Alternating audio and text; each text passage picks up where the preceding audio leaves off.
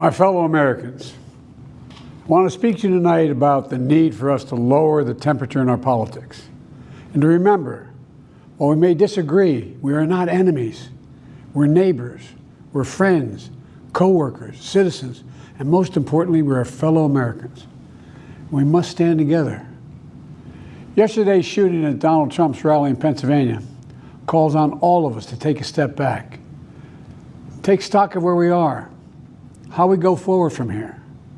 Thankfully, former Trump is not seriously injured. I spoke with him last night. I'm grateful. He's doing well, and Jill and I keep him and his family in our prayers. We also extend our deepest condolences to the family of the victims who was killed. Corey was a husband, a father, a volunteer firefighter, a hero, sheltering his family from those bullets. We should all hold his family and all those injured in our prayers. Earlier today, I spoke about an ongoing investigation. We do not know the motive of the shooter yet. We don't know his opinions or affiliations.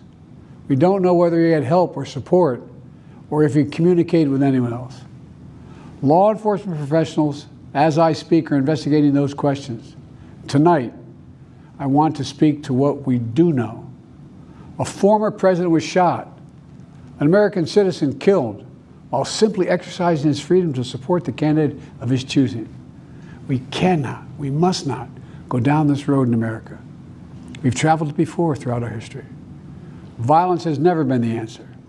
Whether it's with members of Congress of both parties being targeted and shot, or a violent mob attacking the Capitol on January 6th, or a brutal attack on the spouse of former Speaker of the House, Nancy Pelosi, or information and intimidation on election officials, or the kidnapping plot against the sitting governor, or an attempted assassination on Donald Trump. There is no place in America for this kind of violence, or for any violence ever. Period. No exceptions. We can't allow this violence to be normalized. You know, the political record in this country has gotten very heated. It's time to cool it down. We all have a responsibility to do that. Yes, we have deeply felt strong disagreements.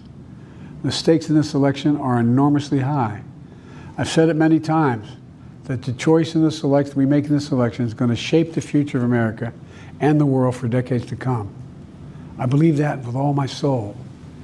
I know that millions of my fellow Americans believe it as well. And some have a different view as to the direction our country should take. Disagreement is inevitable in American democracy. It's part of human nature. But politics must never be a literal battlefield, or God forbid, a killing field. I believe politics ought to be an arena for peaceful debate, to pursue justice, to make decisions guided by the Declaration of Independence and our Constitution. We stand for an America, not of extremism and fury, but of decency and grace. All of us now face a time of testing as the election approaches. And the higher the stakes, the more fervent the passions become.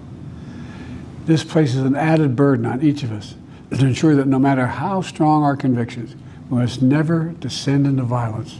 The Republican convention will start tomorrow. I have no doubt they'll criticize my record and offer their own vision for this country. I'll be traveling this week making the case for our record and the vision, my vision of the country, our vision. I'll continue to speak out strongly for our democracy, stand up for our Constitution and the rule of law, to call for action at the ballot box, no violence on our streets. That's how democracy should work. We debate and disagree. We compare and contrast the character of the candidates, the records, the issues, the agenda, the vision for America. But in America, we resolve our differences at the battle box. You know, that's how we do it, at the battle box, not with bullets.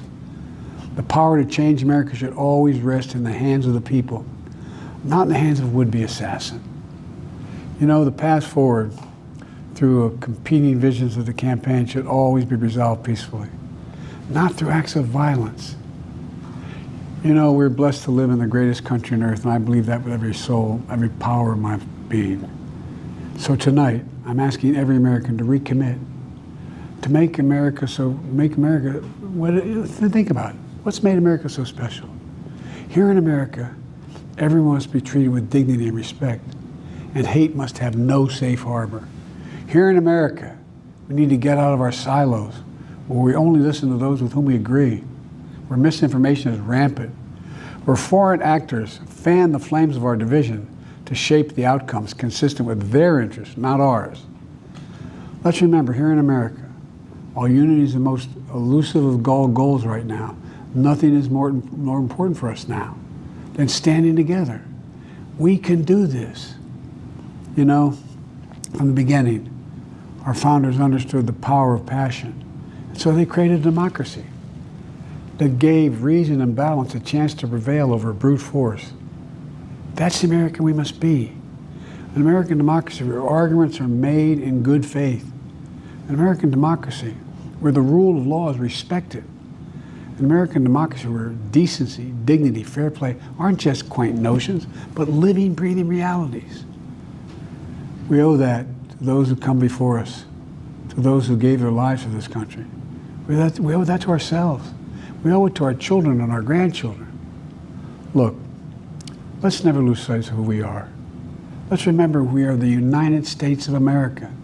There is nothing beyond our capacity when we do it together. God bless you all, and may God protect our troops.